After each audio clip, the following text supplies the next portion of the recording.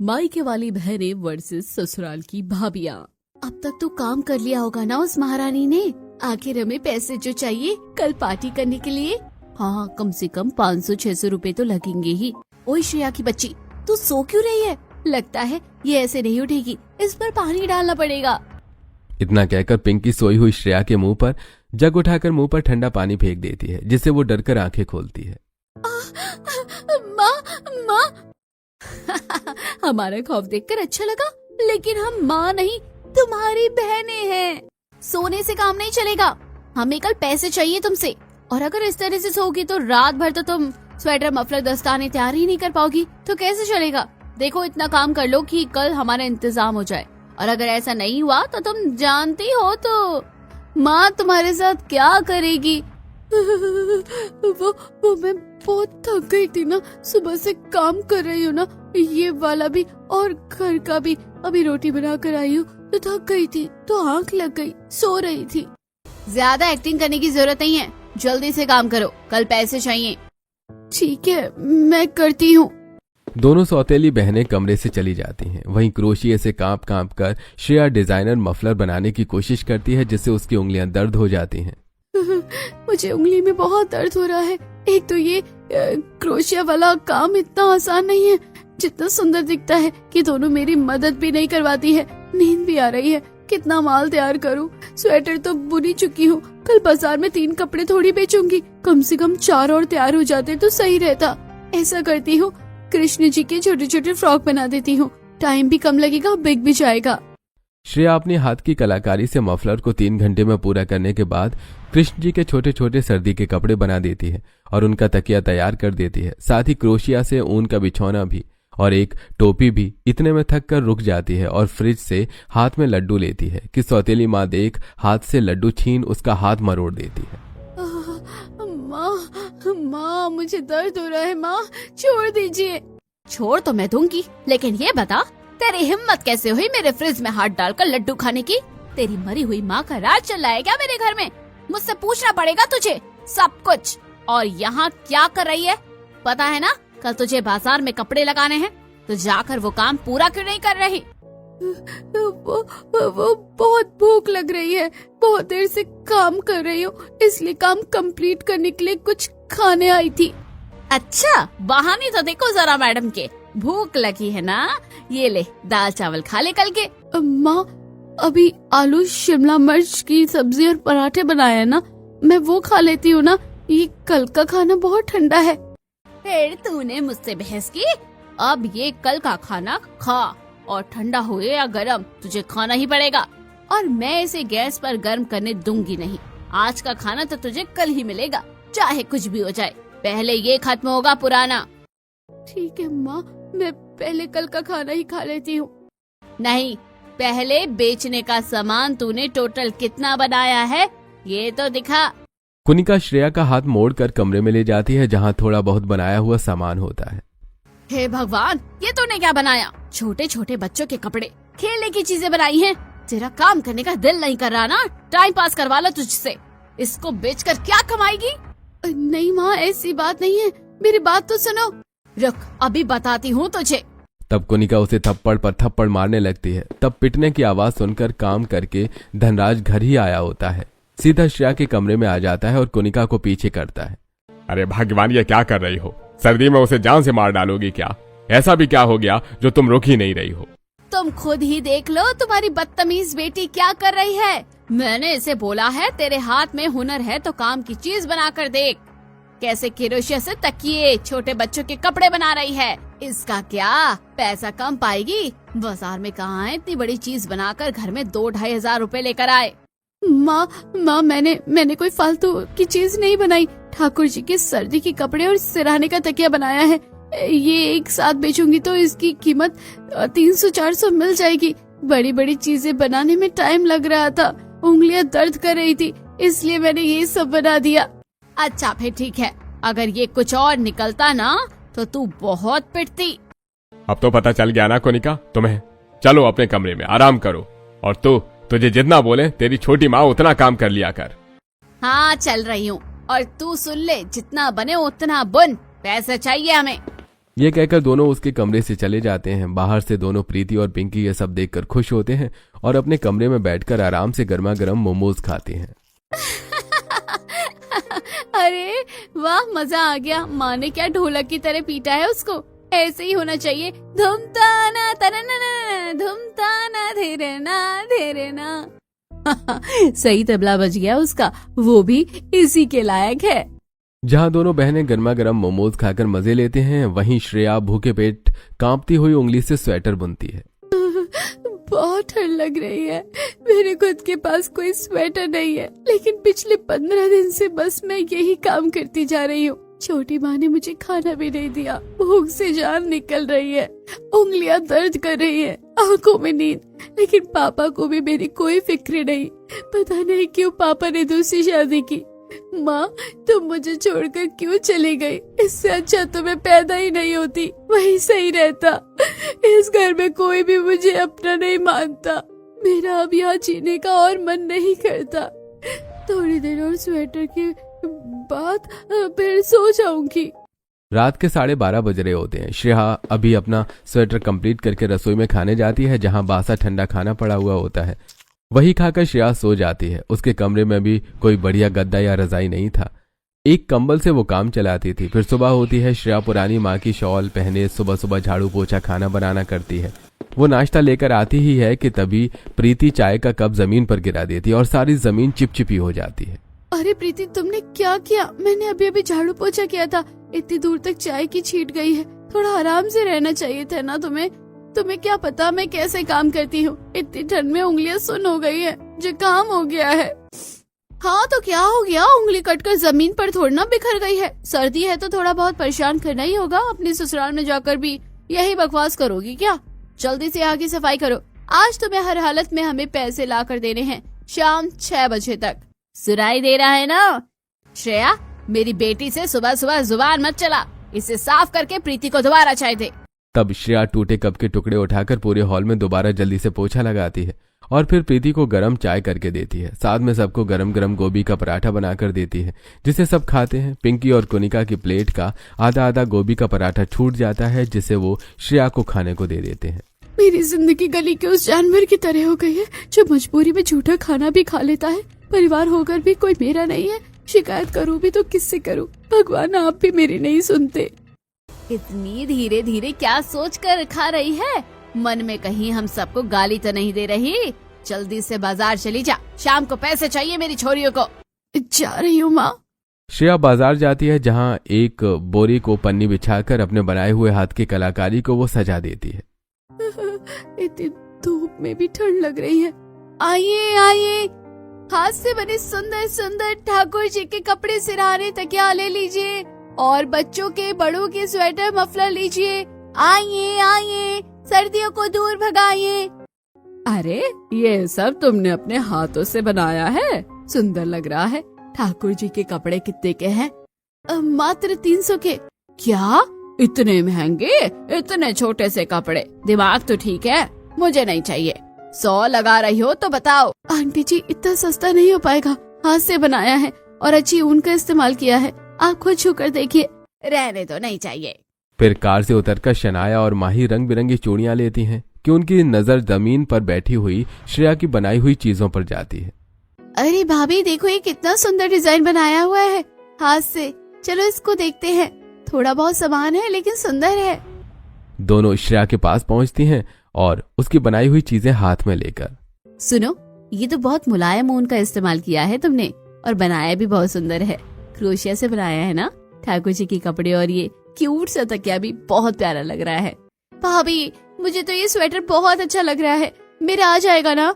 इस पर तो जो छोटे छोटे गुलाब के फूल बने हैं ना, अच्छे लग रहे हैं। कैसे बनाया तुमने? जी मैंने खुद अपने हाथ से क्रोशिया से बनाया है। पता है माही, ये मैंने बचपन में चलाना सीखा था लेकिन भूल गई। सुनो, हमें ये दोनों चीज दे दो और कितने की हुई ये बता दो। जी ये स्वेटर 500 रुपए का है और वो ठाकुर जी के कपड़े सिरहाना मिलाकर 400 रुपए। इतनी मेहनत से बनाया है तब भी सस्ता लग रहा है। ये लो तुम्हारे पैसे। फिर श्रेया उनका सामान पैक करके उन्हें दे देती है। दोनों चली जाती हैं। उसके बाद श्रेया के मफलर और बाकी का स्वेटर भी बिक जाता है। जिससे उसके पास 1800 की कमाई हो जाती है। जैसे ही वो घर जाती हैं, पैसे निकाल कर दे रही होती हैं, इतने में दोनों बहनें पैसे छीन लेती हैं। अरे वाह, हमें तो लगा था कि तू बहुत कम पैसे लाएगी, पर आज तो ज्यादा पैसे ले आई, वरना कभी 1500 से ऊपर नहीं लाती थी। सही तो है पिंकी, ये सौतेली बहन कुछ तो पैसे लाकर दे रही है हमें घर में। प्रीति, पिंकी सारे पैसे मत लो, इसमें से मुझे 400 रुपए दे दो, ताकि और ऊन लाकर मैं बाकी का स्वेटर बना दूं, वरना क्या बनाकर बेचूंगी। हमें क्या पता, ये सब तू दे। प्रीति, पिंकी 1000 रुपए रख लो और इसे 200 देकर बाकी के पैसे मुझे दे दो। इससे ऊन खरीद ले, बाजार में जो ज्यादा बिक रहा है वो ज्यादा चीज बना। बिक गए तेरे ठाकुर जी के कपड़े। हाँ माँ। ठीक है तो और बना ले, और मेरे कमरे से पुराने स्वेटर ले जा, उसको उधेड़ कर कुछ नया बना ले और वही बेच देना। लेकिन माँ, ये तो लोगों के साथ गलत और धोखेबाजी है ना, पुराना ऊन खराब भी तो हो सकता है। ये सुनते ही कुनिका श्रेया के बाल खींचती है। मैंने तेरे से सलाह नहीं मांगी है, जितना बोलूं उतना कर लिया कर। पैसे देने के बाद कौन तेरे पास आ रहा है वैसे भी। माँ, मुझे दर्द हो रहा है, बाल छोड़ दीजिए। तब झटक कर कुनिका उसके बाल को छोड़ देती है, जिससे श्रेया के सिर में बहुत दर्द होता है। फिर वो 200 रुपए लेकर फिर बाहर जाती है और सस्ती टिकाऊ ऊन लाकर फिर से उनके कपड़े बनाने लग जाती है। वहीं सौतेली बहनें तैयार होकर पार्टी करने चली जाती हैं। कुनिका अपनी दोनों बेटे को कुछ नहीं कहती थी। वहीं श्रेया स्वेटर छोड़ कर बीच में खाना बनाती है, फिर स्वेटर बनाने लगती है और 3 स्वेटर बनाने के बाद अंत में बचा हुआ खाना खाने को मिलता है। एक भी दिन ऐसा नहीं गया जिस दिन मैंने पेट भर के खाना खाया हो। अपने ही पैसों से मुझे कुछ नहीं मिलता, ना कपड़े पहनने के लिए, ना कुछ खाने को खाना भी बचा हुआ मिलता है। गरम खाना तो सिर्फ बना ही पाती हूँ। पापा भी बिल्कुल उनके हो गए हैं और मेरे काम में ये दोनों सपोर्ट भी नहीं करती है। सोचा था ये बहनें तो मुझे समझेंगी, लेकिन नहीं। सौतेली माँ का असली मतलब क्या होता है ये तो मैं समझ गई हूँ। खाना खाने के बाद श्रेया वापस क्रोशिया से छोटे छोटे फूल, डेकोरेशन का तोरण वाला सामान और ठाकुर जी के कपड़े बनाती है, जिसे बनाते बनाते उसे रात के 2 बज जाते हैं। ठंड से हाथ और पैर दर्द कर रहे हैं, बैठे बैठे सब अकड़ गया। उंगली तो ऐसे लग रही है जैसे मेरे हाथों में ही नहीं है, इतना दर्द हो रहा है, दवाई भी नहीं है। श्रेया दर्द से करहा कर सो जाती है। अगली सुबह उठकर फिर सुबह का नाश्ता बनाना, झाड़ू पोछा करती और वापस स्वेटर बनाने के काम पर लग जाती है। तब प्रीति और पिंकी, सुनो, मेरा पास्ता खाने का बहुत मन कर रहा है, बना दो। एक टैकी पास्ता बनाना और एक व्हाइट सॉस। तुम दोनों को दिख रहा है ना कि मैं कितना मुश्किल और जरूरी काम कर रही हूँ। तुम ये सब चीज अपने आप बना लो, और वो भी 2-2 चीज बनाने को बोल रही हो। मुझे स्वेटर को बनाने के बाद एक चीज और बनाकर बाजार निकलना है। तुम्हें तो मेरी बहन होने के नाते मुझे सपोर्ट करना चाहिए, लेकिन कभी नहीं करती।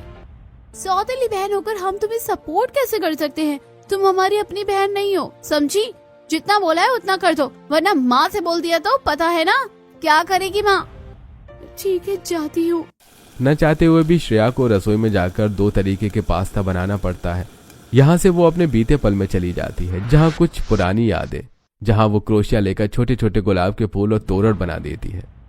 ये सब करना मुझे बहुत पसंद है। मैं इसे बनाकर बेचना चाहती हूँ, ताकि लोग तक मेरी कला पहुँचे और मेरा हुनर और निकले। ओहो, तो ऐसी बात है। माँ जल्दी आओ, देखो इसने क्या बनाया है। पिंकी की एक आवाज पर कुनिका आ जाती है और उसके हाथों की बनाई हुई चीज को देखकर खुश हो जाती है। ओहो, तुझे इतना सब बनाना आता है, मुझे तो पता ही नहीं था। पिंकी बता रही थी तू अपना हुनर लोगों तक पहुंचाना चाहती है। चल काम पर लग जा। अब तुझे रोज 4-5 घंटे स्वेटर और ये सब चीज डेकोरेशन की बनानी है। तुझे इसे रोज बाजार में बेचना है और पैसे लाकर हमें देना है। और अगर ऐसा नहीं किया ना तो तू जानती है ना कि मैं सौतेली ही माँ हूँ।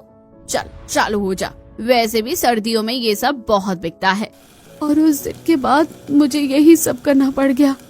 मेरा सपना था कि ये काम मेरा कभी बिजनेस बने, लेकिन वो यहाँ रहकर कभी नहीं हो सकता। पास्ता बन जाने के बाद वो दोनों को देकर फटाफट अपना स्वेटर बनाने का काम करती है और आधा बाजार में बनाने बैठ जाती है, जहाँ फिर से वही दोनों उसे काम करता हुआ देखती हैं। बहुत भूख लग रही है। आज तो मैं घर से कुछ खाकर भी नहीं आई और कोई बिक्री भी नहीं हुई। इन पैसों से लूंगी तो माँ गुस्सा करने लगेंगी। श्रेया बाजार में घूम रहे चाट पकौड़ी बेचने वाले और फ्रूट्स वालों को देखती है। पेट जोर से गुड़गुड़ की आवाज करता है और ठंड से श्रेया कांपती है। भाभी, ये लड़की कितनी मासूम है ना, हमें इसकी मदद करनी चाहिए। हम एक फ्रूट चाट का डिब्बा ले लेते हैं। हाँ ठीक है। श्रेया एक फ्रूट चाट का डिब्बा ले लेती है और उसके सामने रखती है। सुनो, ये लो, तुम इसे खा लो। दरअसल हम दोनों ने 2 खरीदे थे ना, लेकिन एक ही रख पाए। मैं ये कैसे ले सकती हूँ, ये तो पैसों से है। अरे हम तुम्हें फ्री में नहीं दे रहे, हम कुछ खरीदने भी आए हैं। आज तो तुम खुद बना रही हो स्वेटर यहाँ बैठकर। बना नहीं क्या घर पर? अरे वो तुमने तोरण भी बनाए हैं ना, ये तो बहुत सुंदर लग रहे हैं। ऐसा करो, ये वाला तोरण हमें दे दो, हम अपने मंदिर में लगाना चाहते हैं। जी ये लीजिए। पैसे तो बताओ। जी आप इसके 300 दे दो। अरे इतनी सारी मेहनत के 300? तुमने एक एक फूल और डिजाइन कितनी मेहनत से बनाया है। ये लो 500 रुपए। और हाँ, तुम्हारा स्वेटर भी बहुत गर्म था, मैंने पहना, सब मेरी तारीफ कर रहे थे। और एक और दे दो। भाभी ये वाला आपके लिए। अच्छा ठीक है। वैसे माही, अपने देवर जी के लिए लड़की ठीक रहेगी ना? कितनी ज्यादा गुणी है और प्यार से बोलती है। और ये तो देखो, इसके हाथ में हुनर भी है और सुंदर भी है। मुझे तो देवर जी के लिए बिल्कुल ठीक लगती है। ठीक है, मौका देखकर इससे बात करेंगे। फिलहाल दोनों भाभियां सामान लेकर उसे अपने देवर के लिए पसंद करके चली जाती हैं। ऐसे ही दिन गुजरते हैं। श्रेया सर्दी में बैठकर अपने हाथ का डिजाइनर स्वेटर, तोरण, मफलर, टोपी इत्यादि बनाकर बाजार में बेचती है। मौका लेकर दोनों भाभियां श्रेया के बारे में पता करवाती हैं। दूसरी ओर सौतेली माँ उसके सारे पैसे छीन लिया करती थी। ओहो, अब तो तू इस घर से जल्दी निकल जाए ना, जब जाकर ही मैं खुश रह पाऊंगी। अपनी बेटियों के साथ जरा सा भी काम करना नहीं आता, ससुराल जाएगी ना सीधी हो जाएगी। अरे इसके लिए रिश्ता ढूंढो। इतने में वही दोनों भाभियां हाथ में बढ़िया बढ़िया शगुन लेकर घर पहुंच जाती हैं। ये देखकर कुनिका हैरान होती है।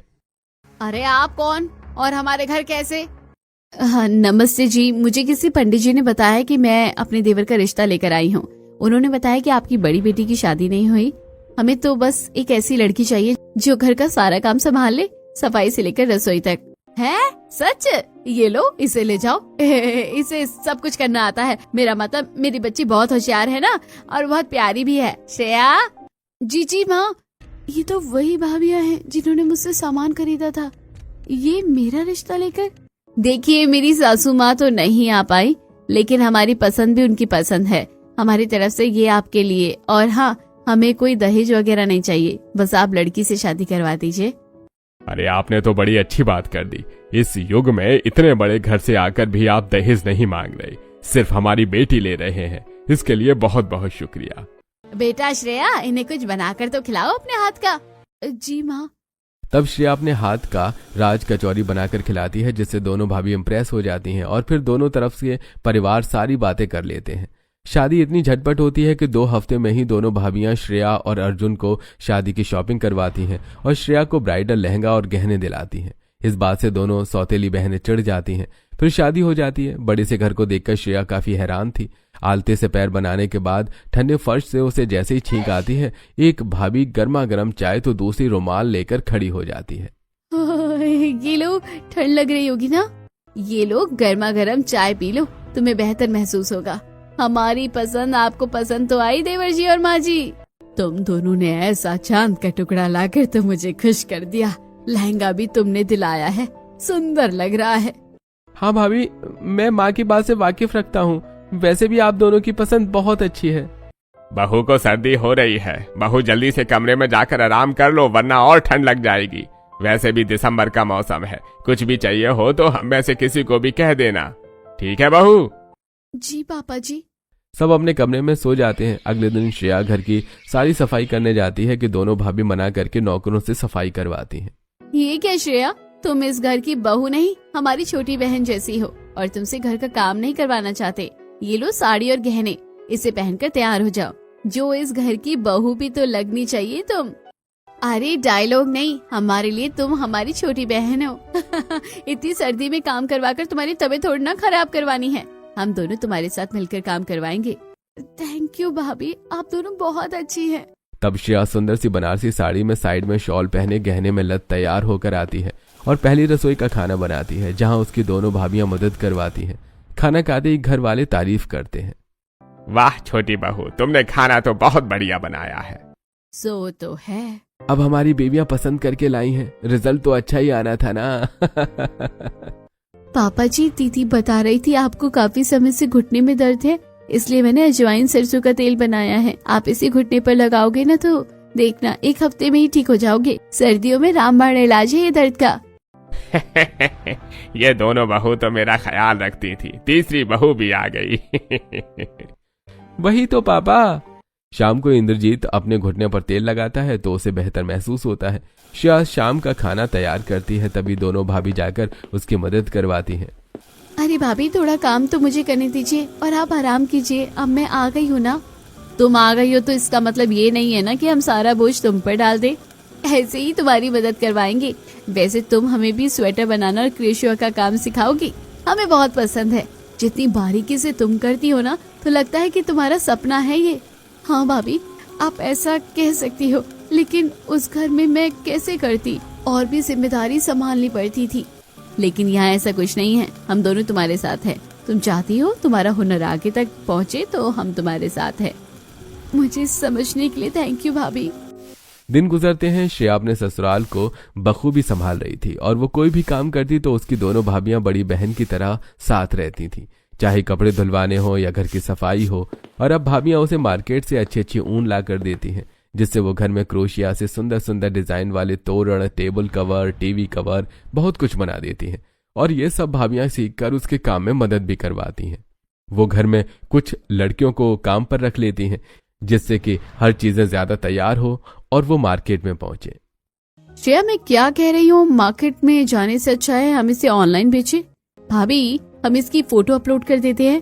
अरे हाँ। तब दोनों भाभी श्रेया के बनाने का टैलेंट रिकॉर्ड करती हैं और उसके बनाए हुए सारे सैंपल्स की बढ़िया बढ़िया फोटो खींचकर फोटो अपलोड कर देती हैं और एक वेबसाइट बना देती हैं, जिससे श्रेया के बने चीजों के बहुत ऑर्डर आने लगते हैं और दोनों तीनों पैकिंग करने में लग जाते हैं। इस काम को उभरने में 3 हफ्ते लग जाते हैं। थैंक यू सो मच भाभी, आप दोनों की मदद से मेरी ये चीज आम लोगों के घर तक पहुंचेगी और इतनी जल्दी मुझे लगा नहीं था। ये सब आपके बिजनेस आइडिया की वजह से हुआ है। श्रेया तुम्हारे सपने को पूरा करवाने में हमें गर्व महसूस हो रहा है और तुम इतनी हुनरबाज हो ना कि ये सब तो होना ही था। देखो ना कितने सारे ऑर्डर आए हैं। तुम्हारी बनाई हुई 20,000 की चीज बिक चुकी है।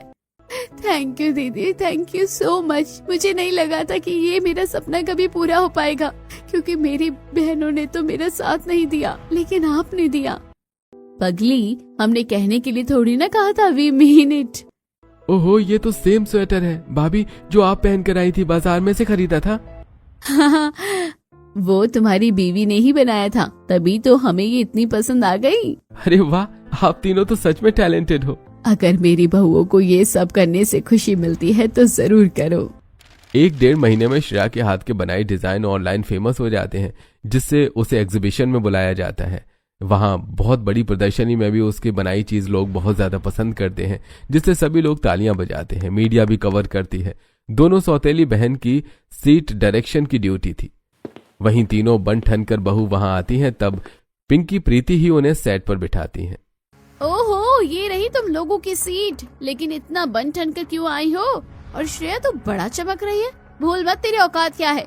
और आप लोगों ने एक गरीब घर की सौतेली लड़की को कैसे बहू बना लिया? वही तो, इतना अमीर होने के बाद भी कोई ऐसे लड़की को लेकर घूम रही हो आप दोनों, और यहाँ आकर क्या उखाड़ना चाहती हो? आप तीनों की औकात से बाहर की जगह है ये। पिंकी प्रीति तुम दोनों? नहीं श्रेया, आज तुम्हारा दिन है। आखिरकार एग्जीबिशन के रिजल्ट आ चुके हैं। जिसकी चीज लोगों को काफी ज्यादा पसंद आई है उसे स्टेज पर बुलाया जा रहा है, जिसका नाम है श्रेया अग्रवाल। क्या श्रेया? ऐसे कैसे हो सकता है? अपना नाम सुनकर श्रेया बहुत खुश होती है। वहीं दोनों सौतेली बहन चिढ़ जाती हैं जब स्टेज पर उसे अवार्ड मिलता है। आपने इतनी बड़ी अपॉर्चुनिटी हासिल की है, 2 लाइन तो कहिए। मैं जो भी कहना चाहूंगी अपनी भाभीियों के लिए कहना चाहूंगी। मेरे सपनों को पूरा करने में उन्होंने बहुत साथ दिया, मेरे टैलेंट को पहचाना, मेरे बिजनेस को आगे बढ़ाया, यहाँ तक कि एग्जीबिशन में सैंपल्स तक भेजे, और ये अवार्ड उनकी वजह से मैं जीती हूँ। अगर वो मुझ में आत्मविश्वास नहीं जगाती तो ऐसा नहीं हो पाता, क्योंकि मेरी सौतेली बहनों ने मुझे नीचे गिराने की बहुत कोशिश की, ना कभी बहन बनकर सपोर्ट किया। कहते हैं ना, खून के रिश्ते भी कभी फीके पड़ जाते हैं, लेकिन दिल के रिश्ते आगे निकल जाते हैं। जिन्होंने मुझे सम्मान दिया है वो मेरी शनाया और माही भाभी है। आप स्टेज पर आ जाइए। तब दोनों स्टेज पर आती हैं। श्रेया दोनों के गले लगती है और अवार्ड उनके हाथ में थमा देती है। जब नीचे उतरती हैं तो दोनों बहन हाथ जोड़कर खड़ी हो जाती हैं। बहन हमें माफ कर दे, हमने तेरे साथ बहुत गलत किया। मुझे नहीं पता था तू इस एग्जीबिशन में पार्टिसिपेट बनकर आई है। हमने आपको भी बहुत कुछ बोला, प्लीज हम दोनों को माफ कर दीजिए। श्रेया तू तो करेगी ना? जिन्होंने मुझे बचपन से आज तक कभी नहीं समझा, जानबूझकर चोट पहुंचाया, वहाँ कैसी माफी? माफी वहाँ दी जाती है जहाँ गलती अनजाने में हो। तुम्हारी क्रूरता आदत थी और माँ का भी तो पता है ना तुम्हें। आज मैंने अपनी बड़ी बहन और माँ जैसी भाभीियों को चुन लिया है जिन्होंने हमेशा मुझे सपोर्ट किया है, ना कि तुम्हें। इसलिए आज से मुझे मेरे मायके वालों से कोई ताल्लुकात नहीं रखना। इस तरह श्रेया दोनों बहनों को साइड करके निकल जाती है। जहां मीडिया उसका इंटरव्यू लेती है, उसके मेहनत और संघर्ष के बारे में बात करती है। उसके बाद उनके बनाए हुए सारे स्वेटर, क्रोशिया से बनी डेकोरेशन की चीजें फेमस हो जाती हैं और सारे स्टॉक आउट हो जाते हैं और अपने परिवार में भाभीियों के साथ खुशी खुशी रहने लगती हैं।